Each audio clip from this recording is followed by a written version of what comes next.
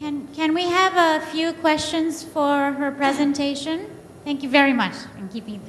I'm just asking Okay. if she can flashback about the social adaptation. I think it's, you have a, the Slides. Can we have the slide on social adaptation back, please? I think that's important because that's where we have the,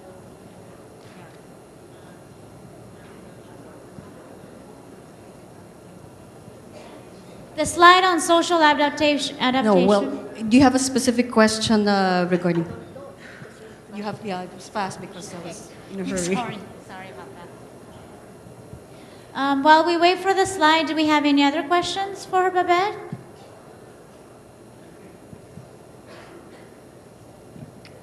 This also involves that social adaptation that Ms. Rimi Riken is asking about. I would like to ask if Thailand is now into embarking social protection program for farming communities or farming organizations. And if you are into that, maybe the Philippines, specifically Agusan del Norte, would like to have that as a replication project because we are into social protection program for farming communities or organization as probably to mitigate the impact of this climate change. Not as far as I know. I know NGOs are much more engaged in social protection programs. As far as I know, the adaptation program of Thailand was just deliberated on by the cabinet, by the old Thaksin cabinet before it was changed. That was last year. As far as specifically on social protection, not that I know of, but others maybe from Thailand here in the room might know better. And I know NGOs are much more active than the national government. what's the adaptation? Four more. Next. Go.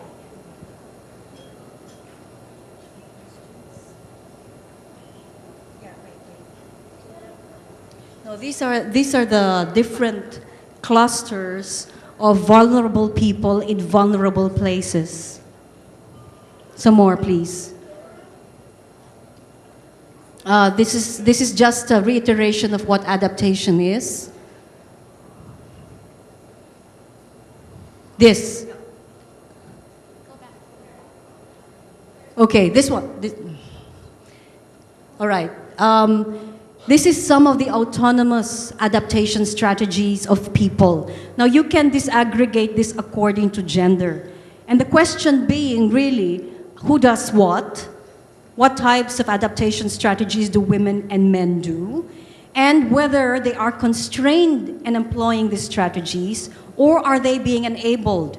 And when we say enabled, are there institutions in place actually supportive of their adaptation strategies? For example, diversifying livelihoods or even labor migration. Are there institutions in place that actually are, let's say, upgrading skills for the possibility of exploring better employment opportunities that may be an adaptation strategy to the impacts of climate change?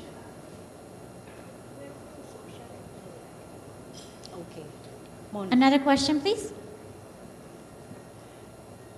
Just a practical example from what we are doing there, because about climate change. Because we are working in one sub-district, 28 villages affected by tsunami. 3 villages disappeared in the sea, in the water, and the populations from 16,000 after tsunami it becomes only 5,600, so more than half gone. And from the climate change, what we did is just small research for assessment, we call it, for our projects. We found out that actually people recognize the change of climate through the change of planting season, and also through the season of fishing. And what we did with this, it seems like connecting to what your research, it seems like the type of adaptation, what we are doing is to let the people to know, to adapt with the new planting season or new fishing season, because they used to say this would be the east wind, or this is where the dry season and wet season now completely changed there. So that's a type, do you think it is also a type of adaptation, that it should be done by whom?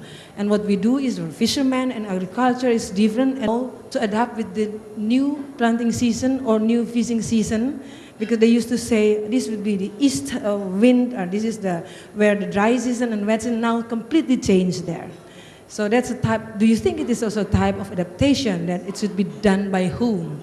And what we do is for fishermen and agriculture is different, and women also is different. Thank you. Could be, in fact, the changing of the planting seasons, the cropping seasons could be. Question being really, I mean, it would be interesting to investigate how are people reconfiguring